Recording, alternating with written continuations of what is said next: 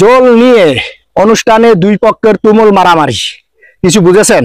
এই দাওয়াত খেতে গিয়ে জল নিয়ে দুই গ্রুপে মারামারি হয়েছে এবং তুমুল মারামারি চার দিয়ে মারামারি করেছে। অনুষ্ঠানটা কি জানেন?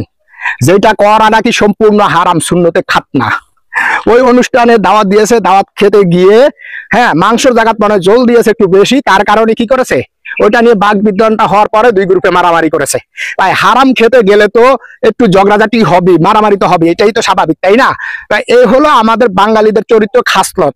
মনে হয় কত বছর যাবত না খেয়ে আছে গরুর মাংস, তার কারণে কিন্তু এই মারামারি গুলা করেছে।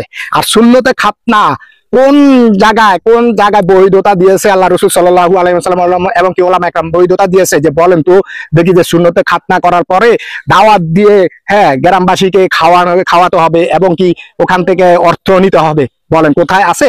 ওটা তো করাই সম্পূর্ণ বেদাত এবং কি হারামি। বেদাত তো মানে হারামি। তাহলে হারাম খেতে গেলে তো একটু মারামারি হবে। এই জন্য এই জিনিসটা হয়েছে, মনে হয় আল্লাহ তাআলা দেখিয়ে দিয়েছে যে হারামের ভিতরে তোমরা জড়িত হও না।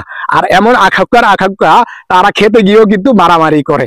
আর মানুষ তো খাওয়ার জন্য খেতে গেলেও যদি নাও খেতে পারে, ওখানে কোনো কথাই বলবে না, চলে আসবে, যদি সে ভদ্র মানুষ হয়। আর অভদ্র কাজই হলো এই সমস্ত কাজগুলা করা।